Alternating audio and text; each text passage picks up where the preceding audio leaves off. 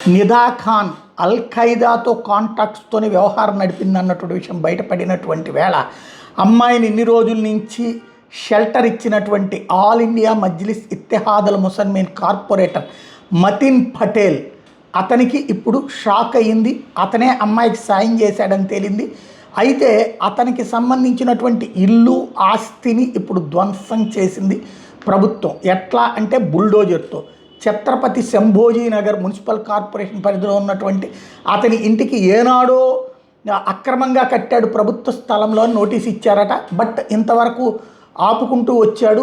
తాజాగా కోర్టులో మామూలుగా అతని ఇంటికి సంబంధించి అతను ఫేక్ అన్నదాన్ని ఓకే చేస్తూ కూల్చడానికి ఆర్డర్లు ఇస్తే కరెక్ట్గా ఈ టైంకే అతని ఇంటికి సంబంధించినటువంటి కూల్చివేత చర్య ఆరంభమైంది. బుల్డోజర్లతో ప్రొక్లైనర్లతో కూల్చివేత అన్నటువంటి చేపట్టారు.